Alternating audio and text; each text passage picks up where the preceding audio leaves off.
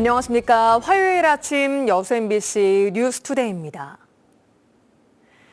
정원박람회가 폐막하면서 휴장에 들어간 순천만 국가정원이 올해 4월 1일 재개장합니다. 국가정원은 튤립 등 봄꽃들이 만개한 정원 속에 다양한 디지털 문화 콘텐츠가 녹아든 새로운 개념의 정원으로 관람객들을 맞이하게 될 것으로 보입니다. 김주희 기자가 보도합니다.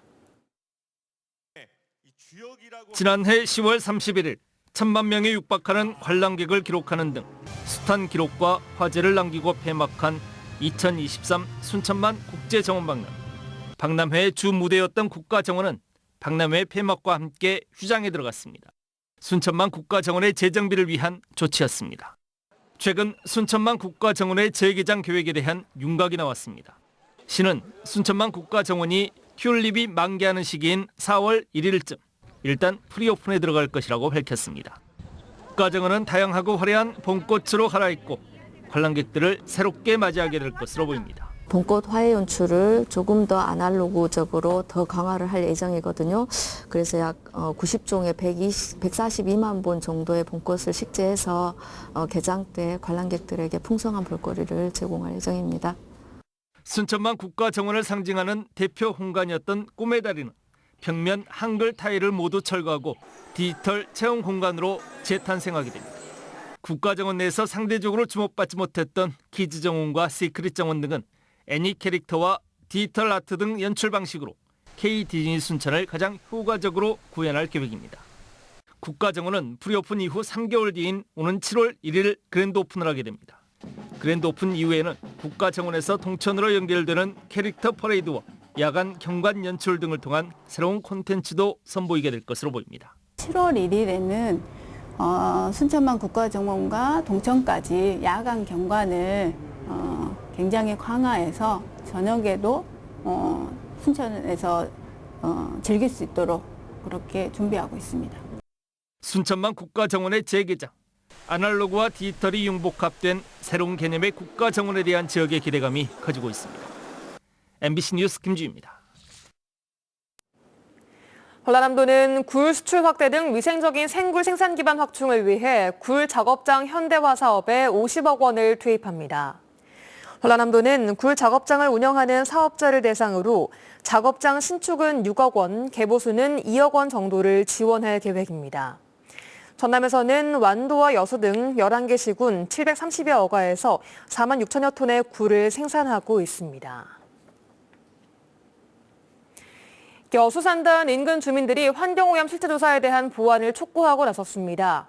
여수 국가산단 인근 5개 마을 주민들은 어제 전남도청 앞에서 기자회견을 열고 민관협의체 권고안에 따라 진행되는 환경오염 실태조사 용역에 주민들의 의견이 반영되지 않았다며 피해 주민을 다시 한 번 더 무시하고 있다고 비판했습니다. 주민들은 대기오염 및 악취물질 조사 지점을 3일동과 주삼동, 묘도동 등 5개 마을로 지정하고 민관협의체 권고안을 즉각 이행할 것을 지자체와 기업에 촉구했습니다.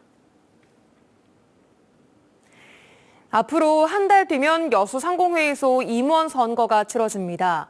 3년 전 선거에서는 투표권 경쟁이 벌어지면서 지역사회의 거센 비판을 받은 적이 있는데요.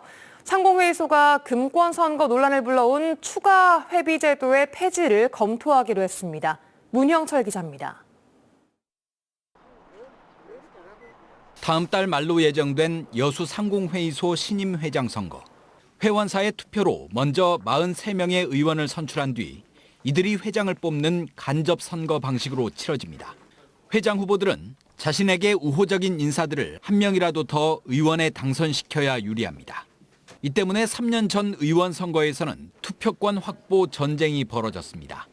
적게는 50만 원, 많게는 1,000만 원의 회비를 추가로 낼 때마다 한 개의 투표권을 더 얻을 수 있는데 수많은 회원사가 이 제도를 이용하면서 1,700표였던 투표권 수가 3,800표로 2배 이상 증가했습니다. 상위 회장 선거가 돈 선거로 전락했다는 비판이 일었던 이유입니다. 여수 상공회의소가 회비가 작은 것도 아니고 그거는 불법 선거를 하는 건데. 올해 회장 후보로 거론되는 인물은 모두 4명. 이번에도 과열, 혼탁 선거를 우려하는 목소리가 커지자 상공회의소가 대책 마련에 들어갔습니다. 오는 24일 열리는 정기의원총회에서 추가 회비 제도의 폐지 여부를 논의하기로 한 겁니다. 대기업과 영세업체의 투표권 격차가 심해 추가 회비 제도가 필요하다는 의견도 있지만 금권 선거 논란이 더 이상 반복돼선 안 된다는 점에는 대다수 회원사가 동의하는 분위기입니다. 추가 협의에 대해서는 의원님들 생각이 어떤지 모르겠지만 중지를 모아서 결론을 내지 않을까 싶습니다. 회장 후보군 가운데 일부는 추가 회비를 금지하지 않으면 선거에 출마하지 않겠다는 입장이어서 이번 의원총회 결과에 더욱 관심이 쏠리고 있습니다. MBC 뉴스 문형철입니다. 순천시가 대자보 도시의 실현을 위해 시청 전 직원 차량 2부제를 시행합니다. 순천시는 기후변화에 적극 대응하고 자동차가 아닌 사람 중심 도시의 실현을 위해 시청 전 직원들을 대상으로 홀수날에는 차량 번호 끝자리가 홀수인 차, 짝수날에는 짝수인 차를 운행할 수 있도록 하는 차량 2부제를 시행합니다. 시는 전 직원 차량 2부제 시행과 함께 주 3회 대중교통을 이용할 수 있도록 에코포인트를 1인당 10만 원까지 지원할 계획입니다. 겨울철 도로 파임 현상, 이른바 포트홀로 몸살을 앓고 있는 곳들이 많은데요.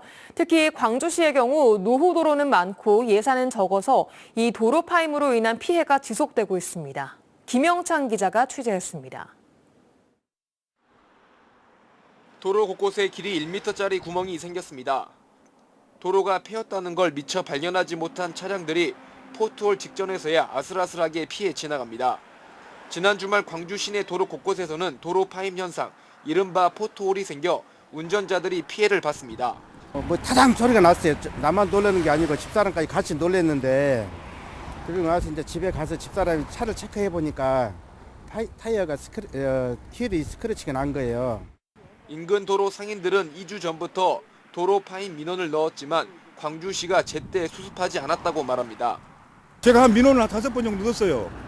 그 전에도 이렇게 대형차들이 다니면은 보이시면 저희 건물이 흔들릴 정도로 굉장히 심했거든요.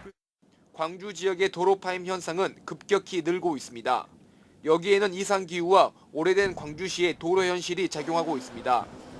지난 2021년 1만 6천 건이던 도로 파임은 지난해 급격히 늘었는데 여기에는 폭설의 영향이 컸습니다.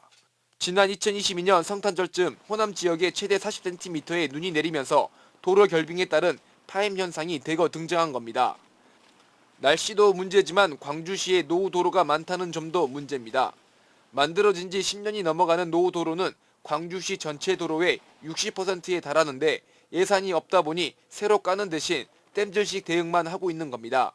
도로 파임 현상을 근본적으로 없애는데 필요한 예산은 1년에 800억 원 정도지만 실제 투입된 예산은 100억 원에 그치고 있습니다. 노후도로에서 발생하죠. 그 신규 포장도로 새로 고쳐놓은 데서 발생 안 합니다. 거의. 올겨울 들어 광주시에 접수된 도로 파임 신고는 1,200건입니다. 이상 기후와 예산 부족이 계속되면서 특별한 대처가 없는 한 광주 시민들의 불안한 겨울 주행은 해마다 반복될 수밖에 없는 실정입니다. MBC 뉴스 김영창입니다. 광주시 교육청이 광주 명진고의 정상화 방안을 놓고 고심하고 있습니다. 수년째 파행 운영하고 있는 학교에 대해 학생과 학부모들의 반발이 거세지면서 교육당국이 조만간 대책을 내놓겠다고 밝혔습니다. 조현성 기자입니다. AB 고1 학부모인 김모 씨는 며칠째 골머리를 앓고 있습니다. 지난주 딸아이가 명진고에 배정됐는데 이 학교에 올해 신입생이 24명에 불과하다는 소식을 접하고부터입니다. 학생 수 부족으로 수년째 정상 운영을 못하고 있는 학교. 상황의 심각성을 뒤늦게 알았지만 그렇다고 딸을 문제가 있는 학교에 대책 없이 보낼 수 없다는 생각이었습니다.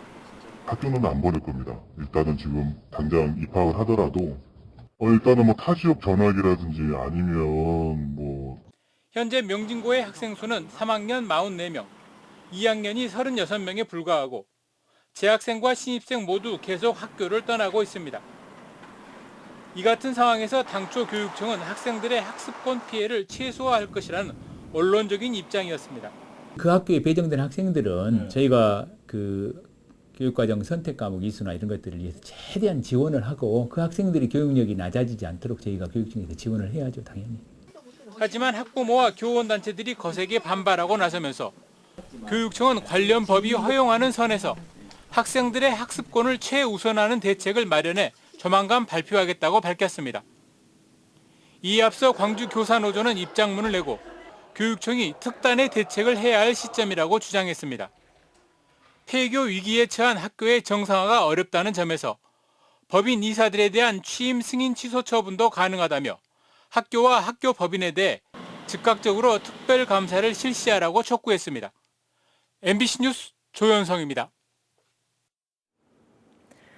국비를 지원받는 문화유산 미디어 아트 사업이 전남에서는 처음으로 고흥 분청문화박물관에서 오는 9월 개최됩니다.